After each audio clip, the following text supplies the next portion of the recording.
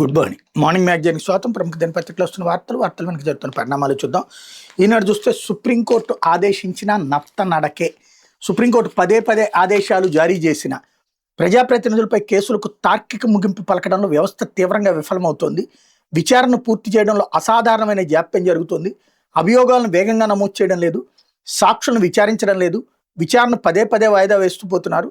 దీనివల్ల నేర న్యాయ విచారణ ప్రక్రియ ప్రధాన ఉద్దేశం తీవ్రంగా దెబ్బతింటోంది అన్నటువంటి వార్తని హైలైట్ చేశారు. లేకపోతే మెగా డిఎస్సిపై బురద జల్లి పారిపోతున్న వైకాపా సభకొస్తే అడ్డంగా దొరికిపోయేవాళ్ళు, పత్రాలన్నింటినీ చూసి వాళ్ళని ఎండగట్టేవాడిని, ఒరిస్సా నుంచి రోజు కూలీని తెచ్చి నకిలీ పోరాటాలు చేస్తున్నారు. అసెంబ్లీలో సీఎం చంద్రబాబు ధ్వజం. డిఎస్సీలో అక్రమాలు జరగలేదని స్పష్టీకరణ. ఒక రాజకీయ పార్టీ తరఫున ఎన్నికైన ఎమ్మెల్యేలు 2.5 ఏళ్ళు అసెంబ్లీకి రాకపోవడం మొదటిసారి చూస్తున్నా. మళ్ళీ జీతాలు తీసుకుంటారు, వాళ్ళకి బయట ప్రివిలేజెస్ కూడా కావాలి. మెగా డిఎస్సీ మీద హిట్ అండ్ రన్ తరహాలో దుష్ప్రచారం చేస్తున్న వైకాపా నేతలు ధైర్యం ఉంటే అసెంబ్లీకి వచ్చి మాట్లాడాలని ముఖ్యమంత్రి చంద్రబాబు సవాల్ విసిరారు. మెగా డిఎస్సీలో ఎక్కడ అవకతవకలు జరగలేదని స్పష్టం చేశారు. నియామక ప్రక్రియకి సంబంధించిన వివరాలన్నీ పారదర్శకంగా ఆన్లైన్లో ఉంచామని చెప్పారు. డిఎస్సీ నియామకాలకు సంబంధించిన అంశం మీద సోమవారం చంద్రబాబు అసెంబ్లీలో మాట్లాడారన్నటువంటిది హైలైట్ చేశారు. లేకపోతే సభలోనైనా బయటైనా చర్చకు సిద్ధం. గొడ్డలి పార్టీ అధ్యక్షుడికి ఇదే నా ఛాలెంజ్. కుంభకోణాలకు జగన్ తెప్పేటెడ్. క్రీడా కోటాలో పారదర్శకంగా పోస్టులు భర్తీ. అసెంబ్లీలో విద్యాశాఖ మంత్రి లోకేష్ గొడ్డలి పార్టీ అధ్యక్షుడు జగన్కి ఛాలెంజ్ చేస్తున్న విలేకరుల సమావేశం ఎందుకు, సభకు రమ్మనండి, సమయం తేదీ వారిని నిర్ణయించమనండి, చర్చకు నేను సిద్ధం, సభలో అయినా బయట అయినా సరే సిద్ధం, పారిపోవట్లేదు, జగన్లా నాపై సిబిఐ ఈడీ కేసులు లేవు అంటూ లోకేష్ స్టేట్మెంట్ హైలైట్ చేశారు. లేకపోతే ఏపీ గ్రీన్ ఎగ్జిక్యూటివ్ కమిటీ చైర్మన్గా నాగబాబు కేబినెట్ హోదా కల్పిస్తూ నియామకం. Andhra Pradesh society for greening and reforestation for ecological enrichment AP green executive committee చైర్మన్గా జనసేన నేత ఎమ్మెల్సీ కొణిదెల నాగేంద్రరావు నాగబాబును రాష్ట్ర ప్రభుత్వం నియమించింది. ఆయన కేబినెట్ హోదా కల్పించింది. ఈ మేరకు అటవీశాఖ ముఖ్య కార్యదర్శి కాంతిలాల్ దండే సోమవారం ఉత్తర్వులు జారీ చేశారన్నటువంటిది హైలైట్ చేశారు. అయితే స్థానిక సంస్థలు బీసీలకు 34% రిజర్వేషన్లు జీవో జారీ చేయనున్న ప్రభుత్వం. డెడికేటెడ్ కమిషన్ నివేదిక ప్రస్తుతానికి పక్కకు. స్థానిక సంస్థలో బీసీలకు 34% రిజర్వేషన్లు కల్పిస్తామని ఎన్నికల్లో ఇచ్చిన హామీ మీద ముందుకు వెళ్లాలని కూటమి ప్రభుత్వం నిర్ణయించింది. బీసీలకు పట్టణ స్థానిక సంస్థలో 33.5%, పంచాయతీరాజ్ సంస్థలో 34.5% రిజర్వేషన్లు కల్పిస్తూ జీవో జారీ చేయబోతోంది. ముఖ్యమంత్రి చంద్రబాబు సోమవారం మధ్యాహ్నం రాత్రి కొందరు సీనియర్ మంత్రులు బీసీ ఎమ్మెల్యేల అధికారులతో ఈ అంశం మీద పలు దఫాలుగా చర్చలు జరిపారు అన్నటువంటి వార్తని హైలైట్ చేశారు. లేకపోతే బీజేపీ ఉపాధ్యక్షులుగా పురంధేశ్వరి, రామ్మాధవ్, స్మృతి ఇరానీకి ప్రధాన కార్యదర్శి పదవి, కోశాధికారిగా పీయూష్ గోయల్, సంస్థాగత ప్రధాన కార్యదర్శిగా సంతోష్ కొనసాగింపు, సంయుక్త సమన్వయకర్తగా విష్ణువర్ధన్ రెడ్డి, జాతీయ జట్టులో తెలంగాణకు దక్కని చోటు అన్నటువంటిది హైలైట్ చేశారు. బీజేపీ జాతీయ అధ్యక్షుడు నితిన్ నబీన్ 65 మందితో తన కొత్త జట్టును ప్రకటించారు. ఇందులో 13 మంది ఉపాధ్యక్షులు, 8 మంది ప్రధాన కార్యదర్శులు, 16 మంది కార్యదర్శులు ఉన్నారు. మొత్తం జట్టులో 51 మంది కొత్త వాళ్ళు. రాష్ట్రాల వారీగా చూస్తే ఆంధ్రప్రదేశ్కి చెందిన 3 అవకాశం లభిస్తే తెలంగాణకి చోటు దక్కలేదు. ఇదివరకు తెలంగాణ నుంచి ఉపాధ్యక్షులుగా ఎంపీ డీకే అరుణ ఉన్నారు. ప్రధాన కార్యదర్శి కిసాన్ మోర్చా ఇన్ఛార్జిగా లక్ష్మణ్ ఉన్నారన్నటువంటి వార్తని హైలైట్ చేశారు. లేకపోతే అంత తక్కువ ధరకు డ్రైవింగ్ లైసెన్స్, అతి తక్కువ ధరకు డ్రైవింగ్ లైసెన్సు ఆర్సీల టెండరు. రాష్ట్రంలో 3 ఏళ్లుగా నిలిచిపోయిన driving licence, registration certificate, RC కార్డుల పంపిణీకి మార్గం సుగమమైంది. వీటి టెండర్లను సోమవారం ఖరారు చేశారు. గతంతో పోలిస్తే అతి తక్కువ ధరకే టెండర్ ఖరారు చేయడంతో రవాణా శాఖ పెద్ద మొత్తంలో డబ్బు ఆదా కాబోతుంది. ఇంతకాలం స్మార్ట్ కార్డులు సరఫరా పేరిట గుత్తేదారు సంస్థ అడ్డగోలుగా వెనకేసుకుంటే ఇప్పుడు రవాణా శాఖ ఏపీటీఎస్ అధికారులు దీనికి చెక్ పెట్టారు. రవాణా శాఖలో డిఎల్, ఆర్సీ కార్డుల సరఫరాకు ఏపీ టెక్నాలజీ సర్వీసెస్ కొంతకాలం కింద టెండర్లు పిలిచింది. కార్డు సరఫరాతో పాటు వాటి మీద వివరాలు, ముద్రణ, కార్డుదారు ఇంటికి వాటిని అందించేలా చూడడం వంటి బాధ్యతలన్నీ గుత్తేదారు సంస్థే అనే నిబంధనలు పెట్టారు. Rosmerta technologies, Manipal payment and identity solutions, versatile card technologies, colour plast systems, self India అనే 5 సంస్థలు బిడ్లేసాయి. ఇందులో రోస్మెటా టెక్నాలజీ సంస్థ అతి తక్కువగా ఒక్కో కార్డుకి ₹42.26 ధర కోట్ చేసింది. దీంతో ఆ సంస్థకు టెండర్ ఖరారు చేశారు. కార్డు సరఫరాతో పాటు వాటి మీద వివరాలను రవాణా శాఖ కమిషనరేట్లు ప్రింట్ చేసి కొరియర్లో పంపే ఏర్పాటు ఆ గుత్తేదారు సంస్థ చూసుకోబోతోంది అన్నటువంటిది హైలైట్ చేశారు. పట్టణాభివృద్ధి సంస్థల పరిధుల్లో మార్పులు. మార్కాపురం, భీమవరం, నంద్యాలలో కొత్తవి ఏర్పాటు. చిత్తూరు, అనంతపురం, అన్నమయ్య యూడీఏలకు నూతన పేర్లు. జిల్లాల పునర్వ్యవస్థీకరణ మేరకు ప్రభుత్వం చర్యలు అన్నటువంటిది హైలైట్ చేశారు. లేకపోతే తమిళనాడుకి నీళ్లు ఇవ్వండి, కర్ణాటక సుప్రీంకోర్టు ఆదేశాలు. కావేరీ నదీ జలాల నిర్వహణ అథారిటీ ఉత్తర్వులు అమలు చేయాలని కర్ణాటకను సర్వోన్నత న్యాయస్థానం ఆదేశించింది. కబిని కృష్ణరాజసాగర్ జలాశయాల నుంచి నీటిని విడుదల చేయాలనే ఉత్తర్వులు అమలుపరచకపోవడాన్ని సవాల్ చేస్తూ తమిళనాడు ప్రభుత్వం డిఎంకే తరపున సుప్రీంకోర్టులో పిటిషన్లు దాఖలయ్యాయి. ఈ పిటిషన్లు జస్టిస్ విక్రమ్నాథ్, జస్టిస్ సందీప్ మోహతాలతో కూడిన ధర్మాసనం ముందు సోమవారం విచారణకు వచ్చినాయి అన్నటువంటి వార్తని హైలైట్ చేశారు. అయితే విజయ్ 100 రోజుల పాలనపై ప్రత్యేక సంచిక. తమిళనాడు టీవీకే ప్రభుత్వం 100 రోజుల పాలన మీద ప్రత్యేక సంచికను ఆవిష్కరించారు. తమిళనాడు 14వ ముఖ్యమంత్రిగా టీవీకే అధ్యక్షుడు విజయ్ మే 10వ ప్రమాణ స్వీకారం చేశారు. నేపథ్యంలో 100 రోజుల పాలనకు సంబంధించి ప్రత్యేక సంచికను మక్కల్ నలనై ఇలక్కాగ కొండ అరసిన్ 100 నాళ్ సాధనై మలర్ ప్రజా సంక్షేమాన్ని లక్ష్యంగా కలిగిన ప్రభుత్వం 100 రోజుల విజయ సంచిక పేరిట సమాచార ప్రజా సంబంధాల శాఖ రూపొందించింది అన్నటువంటి వార్తని హైలైట్ చేశారు. లేకపోతే సాక్షి వచ్చేటప్పటికి అక్రమాల కోట అవినీతి ఆట మెగా డిఎస్సి స్కామ్కు సమాధానం ఏది? బాధిత అభ్యర్థుల ఏ ఒక్క ప్రశ్నకు అసెంబ్లీలో సమాధానం చెప్పని లోకేష్ చంద్రబాబు. డిఎస్సి టీచర్ పోస్టుల భర్తీలో ప్రతి దశలో అవకతవకలు, ప్రతిభకు తీవ్ర నష్టం, అసలు పరీక్ష లేకుండా టీచర్ ఉద్యోగాలు ఇవ్వడం ఏంటి? స్పోర్ట్స్ కోటా జీవోలు ఎందుకు మార్చారు? స్పోర్ట్స్ సర్టిఫికెట్ ఇచ్చేది మీరే, ధృవీకరించేది కూడా మీరేనా? పథకాలు లేకపోయినా ఉద్యోగాలు ఇస్తారా? కేవలం పార్టిసిపేట్ చేస్తే చాలా?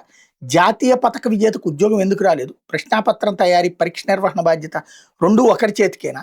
ఇక్కడే స్కామ్కు నాంది. అత్యంత కీలకమైన ప్రశ్నాపత్రం తయారీ, అప్లోడ్ ప్రక్రియలో అవుట్సోర్సింగ్ ఉద్యోగులు.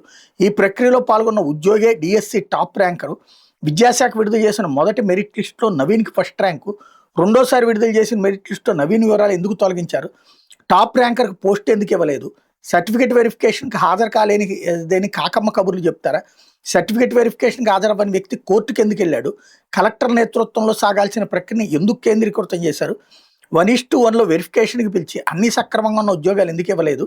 ఎవరి కోసం సర్దుబాటు? 336 కేసులు వేశారంటూనే ఒక్క ఫిర్యాదు కూడా రాలేదని బుకాయిస్తారా? బేరసారాల ఆడియోపై కేసు నమోదైన సూత్రధారులు ఎవరు బయట పెట్టరా? స్కామ్కి ఇవన్నీ సాక్ష్యాలు కాదా? న్యాయం కోసం సిబిఐతో విచారించాల్సిందే అంటూ హైలైట్ చేశారు. అట్లాగే పియు సింధుకు ఇచ్చినట్టే ఇచ్చాం, స్పోర్ట్స్ కోట అభ్యర్థులని పకడ్బందీగా ఎంపిక చేశాం, కోన రవి ఎంపీ భారత్ అసోసియేషన్లకు అనుకూలమైన వారికి ఉద్యోగాలు ఇచ్చారన్న తప్పు ఆధారాలు ఉంటే తీసుకొచ్చి నిరూపించాలి అన్నటువంటి హైలైట్ చేశారు. లేకపోతే డిఎస్సిపై స్తంభించిన మండలి అంటూ చర్చకు వాయిదా తీర్మానం పెట్టిన వైఎస్ఆర్సీపీ ఎమ్మెల్సీలు తిరస్కరించిన చైర్మన్ పోడియం వద్ద వైఎస్ఆర్సీపీ ఎమ్మెల్సీల ఆందోళన.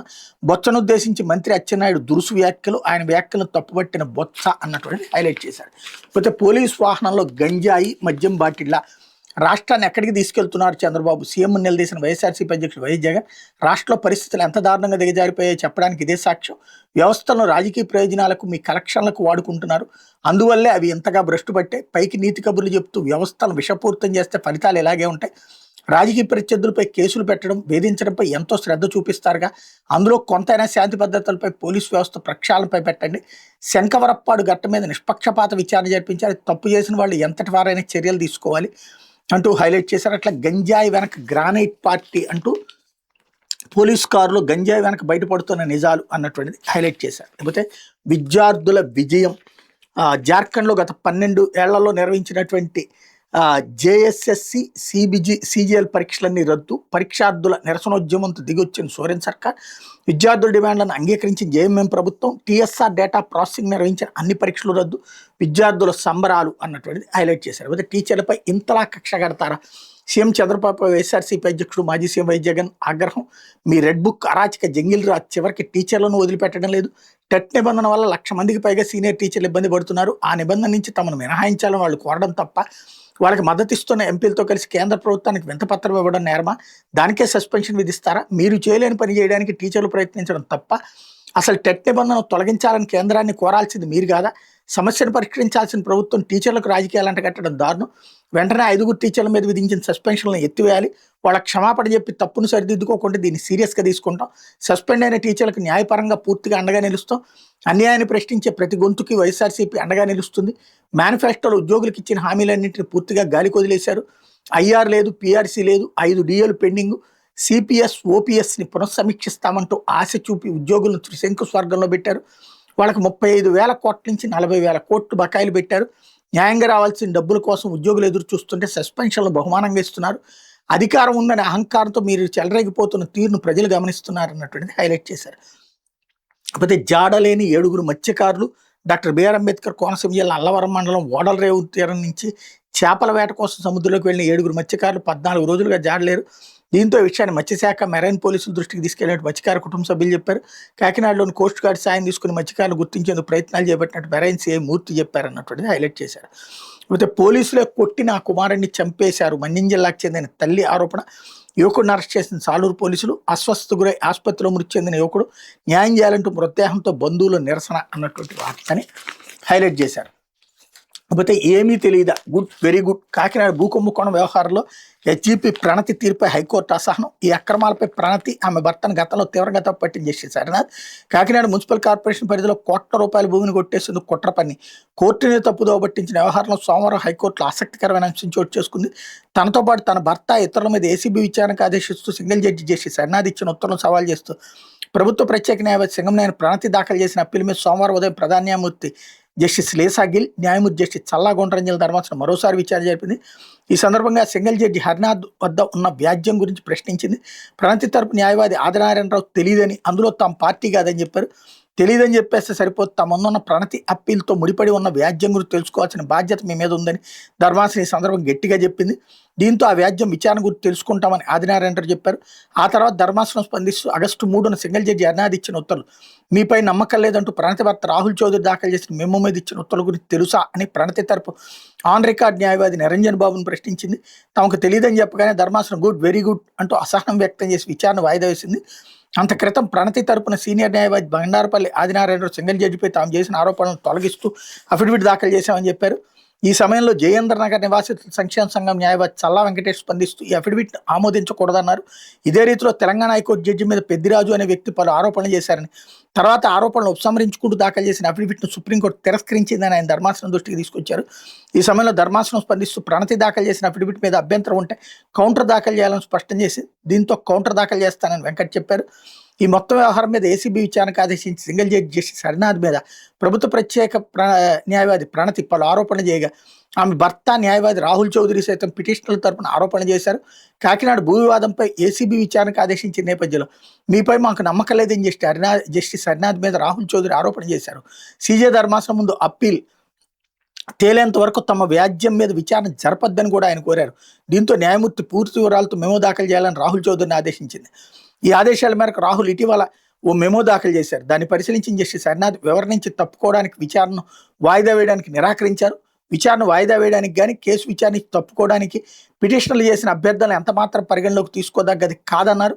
మీపై నమ్మకం లేదంటూ రాహుల్ బహిరంగంగా ఆరోపణ చేసే నేపథ్యంలో ఆ రోజున జరిగిన విచారణ తాలూకు రికార్డింగ్ను డౌన్లోడ్ చేసి జాగ్రత్త చేయాలని రిజిస్టార్ని ఐటీని న్యాయమూర్తి ఆదేశించారు. తనపై నమ్మకం లేదని రాహుల్ చౌదరి మెమో దాఖలు చేసే నేపథ్యంలో ఈ మొత్తం వ్యవహారంపై తగిన నిర్ణయం తీసుకునేందుకు వీలుగా తగిన సూచనల నిమిత్తం ఈ కేసును ప్రధాన న్యాయమూర్తి ముందుంచాలని ఆదేశించారన్నటువంటిది హైలైట్ చేశారు. లేకపోతే పోలీసులే నా కుమారుని చంపేశారు అంటూ తన కుమారుని పోలీసులు అరెస్ట్ చేసి చిత్రహింసలు పెట్టి చంపేశారని పార్వతీపురం మన్యం జిల్లాకు చెందిన అనురాధ ఆరోపించారు. పార్వతీపురం మన్యం జిల్లా కొండకెంగుకు చెందిన తన కుమారుడు బండారు మణికంఠని నెల 7న సాలూరు పోలీసులు తీసుకెళ్లారని చెప్పారు. తాను పోలీస్ స్టేషన్కి వెళ్ళి కొడుకును చూపించాలని ప్రాధాన్యపడిన చూపించలేదని, విచారణలో మణికంఠపై 3rd డిగ్రీ ప్రయోగించడంతో అతని ఆరోగ్యం క్షీణించిందని చెప్పారు. అస్వస్థత గురైన అతన్ని సాలూరు సిహెచ్సికి తరలించి తమకు పోలీసులు సమాచారం ఇచ్చారని, తాము వెళ్లి చూడగా మణికంఠ స్పృహ కోల్పోయి అపస్మారక స్థితిలో మంచం మీద పడి ఉన్నాడని వివరించారు. మెరుగైన వైద్యం కోసం సాలూరులో ఉన్న ప్రైవేట్ ఆసుపత్రికి తరలించగా ఆరోగ్యం క్షీణించిందని, దీంతో విజయనగరం మెడికవర్ ఆసుపత్రికి తీసుకెళ్లగా అక్కడ చికిత్స పొందుతూ సోమవారం మణికంఠ మృతి చెందాడని చెప్పారు. కాగా పోలీసులు చిత్రహింసల వల్ల తన మణికంఠ మృతి చెందాడని వాళ్ళ మీద చర్యలు తీసుకోవాలని కోరుతూ అతడి తల్లి బంధువులు కొండకెంగు రోడ్డు మీద మృతదేహంతో నిరసనకు దిగారు. అయితే పోలీసులు చిత్రహింసలు పెట్టడం వల్ల మణికంఠ మృతి చెందాడన్న ఆరోపణ పూర్తిగా అవాస్తవమని పార్వతీపురం మన్యం జిల్లా ఎస్పీ మాధవరెడ్డి స్పష్టం చేశారు. మణికంఠకు జడ్జి రిమాండ్ విధించారని, దానికి తరలించే క్రమంలో వైద్య పరీక్షలు నిర్వహించగా అప్పటికే అతడు తీవ్ర జ్వరంతో బాధపడుతున్నాడు. దీంతో వైద్యుల సూచన మేరకు అతడు రిమాండ్కు అనర్హుడని నిర్ధారించి 41A కింద నోటీస్ జారీ చేసి అతన్ని ఆయన సోదరుడికి అప్పగించామని చెప్పారు. జ్వరం తీవ్రం కావడంతో అదే రోజు అర్ధరాత్రి విజయనగరంలో ప్రైవేట్ ఆసుపత్రిలో చేర్పించగా చికిత్స పొందుతూ మృతి చెందాడన్నారు. మలేరియా, పచ్చకామెర్లు, మెదడువాపు లాంటి ఆరోగ్య సమస్యలతో ప్లేట్లెట్ పడిపోయి అవయవాలు విఫలమవడం వల్ల మణికంఠ మరణించాడని వైద్య నివేదికలు స్పష్టం చేస్తున్నాయన్నారు. ఇకపోతే విద్యుత్ సదుపాయం జీవించే హక్కులో భాగం, దీనికి భంగం వాటిల్లితే ప్రాథమిక హక్కులకు విఘాతం కలిగిన హైకోర్టు స్పష్టీకరణ, విద్యుత్ అధికారుల తీరు మీద ఆక్షేపణ అన్నటువంటి హైలైట్ చేశారు. లేకపోతే Andhrajyothy welcome to Bhogapuram, Alluru Sitaramaraju international ఎయిర్పోర్ట్కి స్వాగతం, అంటూ వచ్చిన ప్రకటన ప్రయాణికులకు ప్రత్యేకమైన మధురానుభూతి కలిగించింది. ఉత్తరాంధ్ర ప్రగతికి కీలకమైన భోగాపురం అంతర్జాతీయ విమానాశ్రయంలో సోమవారం నుంచి కార్యకలాపాలు ప్రారంభమైనాయి అన్నటువంటిది హైలైట్ చేశారు. అయితే 34% పైన ముందుకే బీసీలకు ఇచ్చిన హామీ నెరవేర్చాల్సిందే స్పష్టం చేసిన సీఎం. మంత్రులతో సుదీర్ఘ చర్చలు, నిర్ణయం.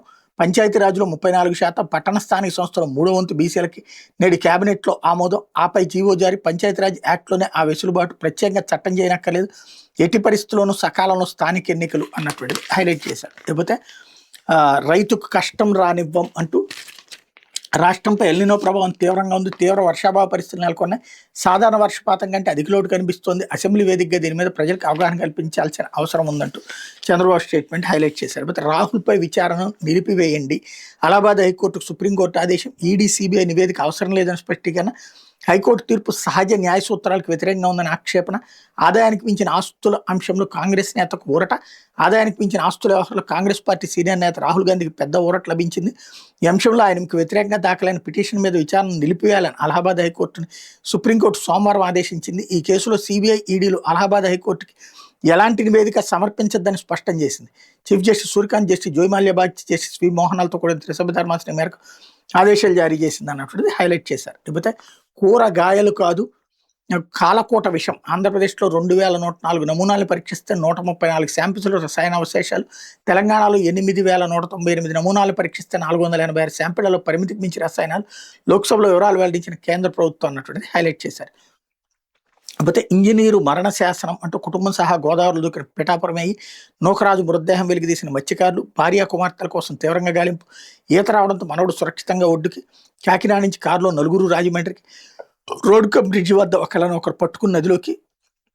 ఘటనా స్థలంలో సూసైడ్ నోట్. సాదిక్ అనే వ్యక్తి వేధిస్తున్నాడని ఆ నోట్లో వాపోయిన నూకరాజు అన్నటువంటిది హైలైట్ చేశారు. ఇప్పుడు బీజేపీ జాతీయ ఉపాధ్యక్షురాలుగా పురంధేశ్వరి. నితిన్ నబీన్ పార్టీ అధ్యక్ష బాధ్యతలు చేపట్టిన 8 నెలల కొత్త టీం. ఏపీకి 3, తెలంగాణకి దక్కని చోటు. డీకే అరుణ స్థానంలో వైస్ ప్రెసిడెంట్గా దగ్గుబాటి పురంధేశ్వరి. ఓబీసీ మోర్చా అధ్యక్షుడిగా లక్ష్మణ్ స్థానంలో అమర్పాల్ మౌర్య. రామ్ మాధవ్, వసుంధర్ రాజే సహా 13 మంది ఉపాధ్యక్షులు. అన్ని సెల్స్ సంయుక్త ఇన్ఛార్జిగా విష్ణువర్ధన్ రెడ్డి నియామకం. 40 ఏళ్ల లోపు వారు 6, 40-49 ఏళ్ల వారు 15 మంది, 50-59 ఏళ్ల వారు 21 మందికి కొత్త బృందంలో స్థానం. త్వరలో కేంద్ర మంత్రివర్గంలో మార్పులు, అరుణకి ఛాన్స్ అన్నటువంటిది హైలైట్ చేశారు. అయితే దద్దమ్మ ఎద్దు అంటూ మండలిలో అచ్చెన్న బొత్స వాగ్యుద్ధం. మాజీ మంత్రి దద్దమ్మ అన్న మంత్రి, అచ్చెన్నాయుడు ఎద్దులా ఎదిగాడన్న బొత్స అన్నటువంటిది హైలైట్ చేశారు. లేకపోతే మండలికి వర్ల దళవాయి అంటూ ఎస్సీ కోటాలో రామయ్య, బీసీ కోటాలో రమాదేవి. గవర్నర్ కోట ఎమ్మెల్సీ అభ్యర్థులు ఖరారు. పనిచేసే వారికి పదవులు వస్తాయనే సందేశం. నేడు మంత్రివర్గ సమావేశంలో ఆమోదం అన్నటువంటి వార్తని హైలైట్ చేశారు. ఇది దినపత్రికలో వచ్చిన వార్తలు కలు చెప్తున్నటువంటి పరిణామాలు.